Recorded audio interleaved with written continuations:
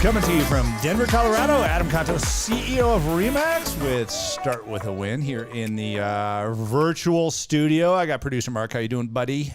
Hey, I'm doing fantastic. Whoa, a little musical today, too. That's right. It's like my own version of Hot Pocket.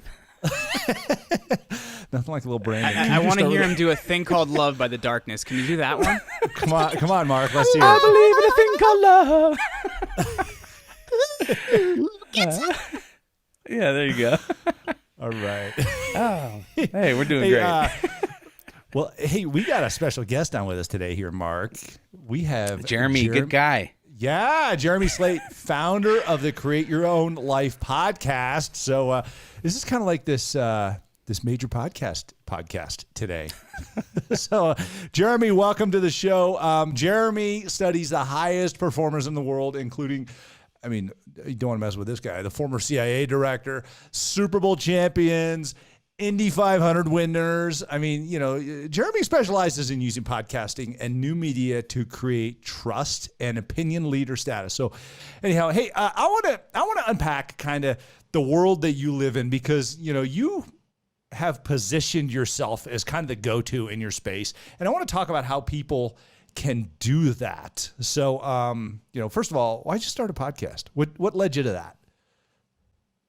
You know, I'd like to say it was some brilliant idea, man, but like literally when I failed at all these different careers, like, you know, the first thing I jumped into after leaving teaching was network marketing, which I didn't know what that was because I'm from a small town. So I'm like, oh, I'm going to be a millionaire like next week. Great. So that's where I started. I went from selling there to selling life insurance to selling products online, and all these things didn't really work out. So I'm like, all right, let me start a podcast. I can't really screw that up. And that was really where it started. It was just because I needed something else to do as a creative outlet. And I'd been a huge fan for a long time, but it wasn't, you know, I had this brilliant plan that I was going to start a business and do all of that. It really was because the podcast got noticed and we had 10,000 listens in our first month that it kind of led to everything else I'm doing in my life. And your podcast is called the Create Your Own Life podcast. Yes. I mean, how did you come up with a topic here? I mean, where'd you get to that? I mean, that's kind of a broad topic, right? So I was having a conversation with my dad back in 2013. This is right after I had quit my teaching job. And my dad's somebody that, you know, like, you work at a place and you stay there for 40 years and hopefully they take care of you or whatever. So I'm telling him that I quit my job, and he's like, you're kidding me. What's wrong with you? Do you have some sort of like, you know, issue we need to talk about here? I'm like, no, Dad, I want to create my own life. And he's like, good luck with that, buddy. And I'm like, okay. And now he's one of my biggest fans around that. But that's really where the idea for the name came from, because I see life as not this static thing, right? Like, not this thing that happens to you. I think so many people think it's that way, but it's what you're going to do with it and what you're going to create with it. So I like to really talk to people that have created something big. They really see opportunities in life and create opportunities in life for them. I found that for people of that caliber, adversity is a really, really big thing in their life, because it's kind of this transformative thing, right? Like, it's like the furnace of the blacksmith or something like that. It really, like, once they've been through that forge, it's made them the person they needed to be on the other side. And that's one of the really big things, is they find adversity, and they don't walk away or shy away from adversity. They're willing to see it, see how they can grow from that moment, and really approach it that way. How do you define what you stand for? So the biggest thing is, you know, number one, being okay with there's some people that are going to like you and there's some people that aren't. It doesn't mean you go out there trying to upset everybody. That's not the point of it. But it's really just, you have to understand that first. The second thing is, how are you different from people that are out there? Because I find that there's so many people just doing what other people do.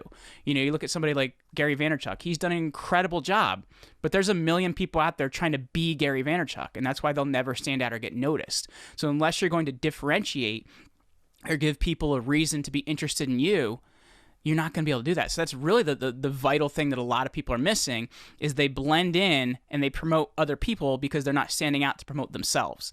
So I think it's really, really key and important to do that before you create any content. I know for me, the process was kind of, I did a lot of interviews, I created a lot of content, and the more I did, the more I learned about myself and the more I learned about what I wanted to do. But you also have to, in some ways, Adam, have courage to just talk about what you want to talk about and be okay with some people not liking it. But the question here, I guess, is how do you scale that impact once you've defined yourself and really blow it up, because that's where the magic is. You can get to that point, but it's when you're like, okay, I can hit the ball out of the park. Now it's time to keep hitting home runs. How do you do that? Honestly, what you need to really be doing is create a content production engine behind everything you're doing. 30-second video clips, 60-second video clips. Don't exceed 60 seconds because that's what they want on Instagram. But you want to really figure out how you're going to repurpose content and use it in your marketing, use it in your funnels, use it on your website. That's what, you see a lot of these different logos and stuff on a media page that show somebody you're credible. So if you're going to scale, you have to figure out how you're going to use all this stuff you've created in your own marketing, in your own branding, and in the way you're getting it out. And then in addition to that, one of the things that a lot of people miss out on is when you're appearing on a podcast as a guest, a lot of times you get to the end and you send somebody to a website, right? Like, mywebsite.com/podcast.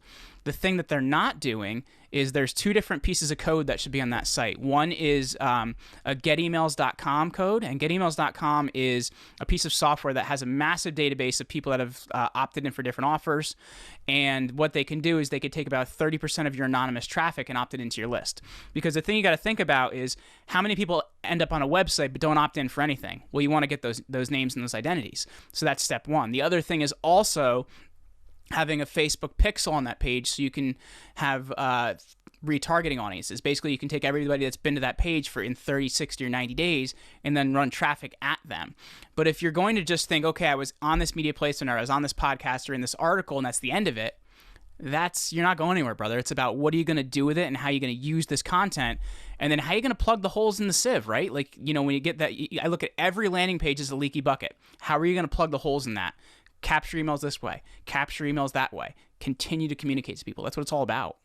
One of the other things that I see people fall down on, I'd like to get your take on this, is they get to this point, they're like, okay, I've built a landing page, I've built my website, things like that.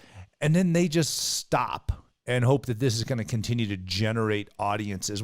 Tell me about what is the importance of continuing to create content, and how do you come up with ideas to do so? Does it have to be extravagant and elaborate, things like that? Where do you get your ideas? I keep a note on my phone, and every time I come up with an idea or have a conversation with somebody, I write that down, because some of those ideas are fleeting, man. You got to grab them right away. So that's another thing. But also, every single business owner should be listing every objection that they ever get. And that's what you make your content around. Like, one of the biggest things we always get is like, well, how are podcasts any different than radio? So I've created so many articles about radio and how they actually find their listener numbers, and it's kind of scary that they have no idea who's listening. So when you're creating content around a lot of these different things that people are already having as objections, you're handling an objection before somebody even gets into a sales cycle with your company. And I think that's a really big thing for creating trust, because any sort of media is something that should be creating that know, like, and trust factor. And that's why I think so many people get confused between PR and marketing. PR is what creates trust and that know, like, and trust factor, and what gives you things so that you can market them. They're not the same thing, but they work together very well when you understand that. Man, you're saying some good stuff. I want to continue this on the next episode, where we really dive into the customer, the consumer, and unpack this a little bit more with why do they stay? Why do they leave? You down with that? Yeah, let's do it, man. I would love to. I appreciate it, actually. All right. Start with the win, listeners. We'll catch you on the next episode.